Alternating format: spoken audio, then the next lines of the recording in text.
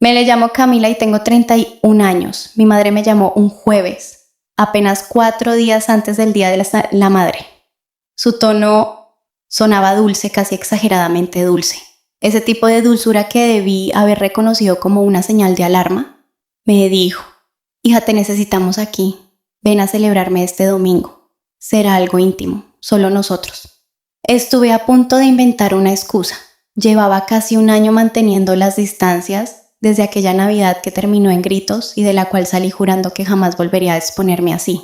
Pero alguna parte de mí, esa que siempre quiere creer que las cosas pueden ser diferentes, decidió darle el beneficio de la duda una vez más.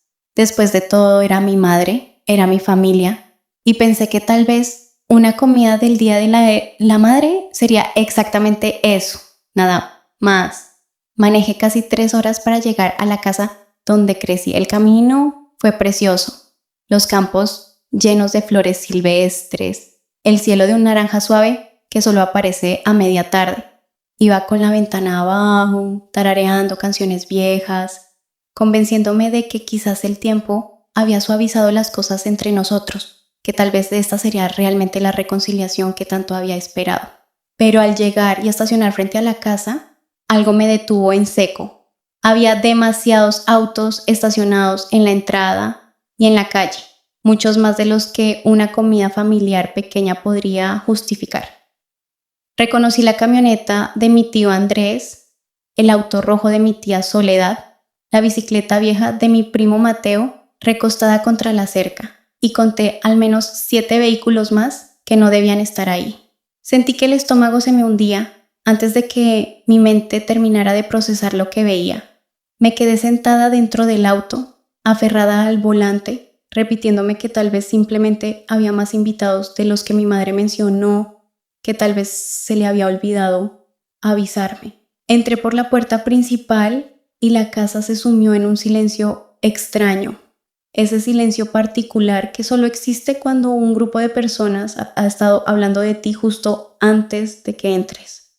14 parientes estaban reunidos en la sala, no en el comedor, no cerca de la cocina, sino en la sala, acomodados en un círculo perfecto de sillas con un único asiento vacío justo en el centro, como un escenario armado, como una trampa disfrazada de cojín mullido.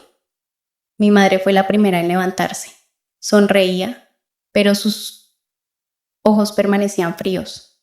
Señaló la silla vacía y dijo: siéntate, Camila. Todos te estábamos esperando. Mis piernas obedecieron antes de que mi mente pudiera decidir otra cosa. Me senté en medio de ese círculo, rodeada de personas que llevaban mi misma sangre, y nunca en mi vida me había sentido tan completamente sola. Entonces mi madre me clavó esa mirada que también conocía desde la infancia, la mirada reservada para cuando yo la decepcionaba, y pronunció 7 palabras que claramente habían sido ensayadas, claramente acordadas entre todos antes de que yo cruzara esa puerta. Dijo: todos coincidimos en que el problema eres tú.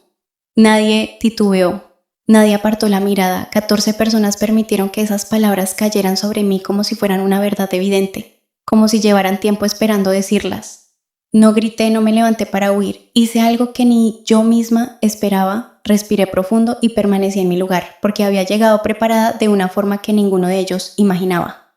4 años atrás, en un instante que jamás pensé que necesitaría, había presionado un botón de grabar y supe exactamente lo que estaba por desatarse en esa sala. Aguanté en esa silla durante casi 1 hora, dejando que hablaran sin interrupción. Eso fue lo más difícil, no las palabras en sí, sino la disciplina de quedarme inmóvil, absorbiendo cada frase sin reaccionar. Era evidente que habían organizado esto con anticipación, casi como una fila de testigos. Mi tía Soledad habló primero, contando cómo desde niña yo siempre había sido complicada, cómo arruinaba las reuniones familiares, cómo todo giraba siempre alrededor de mí. Después, mi tío Andrés, a quien apenas había visto un puñado de veces en los últimos años, se inclinó con una solemnidad ensayada y me dijo que les había faltado el respeto a mis padres durante mucho tiempo, que ya era momento de admitir el daño causado. Primo tras primo, tía tras tía, cada uno entregando su discurso preparado, mientras mi madre observaba desde un costado del círculo, las manos cruzadas sobre el regazo, como una directora satisfecha viendo su obra desarrollarse exactamente como la había planeado. Durante esos minutos noté detalles que solo pude percibir porque había decidido no defenderme. Noté quién me miraba a los ojos y quién evitaba hacerlo. Noté a los parientes que se removían incómodos en sus asientos cuando se decían ciertas cosas, como si una parte de ellos supiera que aquello había cruzado un límite, pero ya estaban demasiado comprometidos para retroceder. Noté que mi padre no dijo una sola palabra. Permaneció en el borde exterior del círculo, los ojos fijos en el piso, y en ese silencio comprendí algo sobre él que me había negado a ver con claridad durante años. Cuando finalmente la sala se quedó sin más reproches, mi madre me miró con esa expresión que solo reservaba para sus momentos de triunfo, esa mezcla de orgullo y alivio, y preguntó qué tenía yo para decir en mi defensa. Metí la mano en mi bolso, saqué mi teléfono, busqué un archivo de audio con fecha de hace 4 años, 2 meses y 17 días y presioné reproducir. La habitación se escuchó a sí misma, sin actuación, sin guión, sin cuidado alguno, cruda y desprevenida, en una conversación que había ocurrido en esa misma casa durante una Navidad de hace 4 años, cuando mi madre no sabía que había dejado mi teléfono grabando sobre la mesa de la cocina mientras salía a revisar algo en mi auto. Lo que se escuchó fue la voz de mi madre confesándole a mi tía Soledad que siempre había sentido vergüenza de cómo resulté, que sentía que había desperdiciado cada oportunidad que me dio, que deseaba que yo fuera más parecida a mi prima. Era su voz, inconfundible, innegablemente suya, y todos en esa sala lo sabían. El silencio que siguió fue el más estruendoso que he escuchado jamás. La gente comenzó a levantarse, no todos juntos, sino uno por uno, de esa manera particular en que las personas abandonan un lugar cuando necesitan fingir que tienen algo más urgente que hacer. En apenas 3 minutos el círculo quedó vacío. Las sillas desocupadas, voces apagadas en el corredor, el sonido de abrigos siendo recogidos, la puerta principal abriéndose y cerrándose una y otra vez, motores encendiéndose en la entrada. Mi madre se quedó sentada, pero ya no tenía nada más que decir.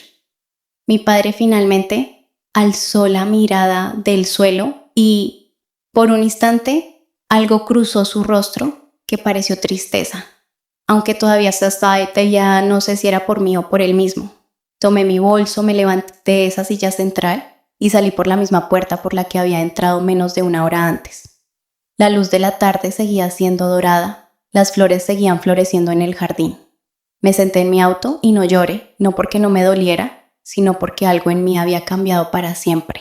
Había pasado 31 años buscando la aprobación de personas que ya habían decidido condenarme.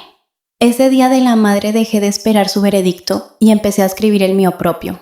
Manejé de regreso a casa con la ventana abajo, esta vez sin tararear nada, pero por fin completamente libre.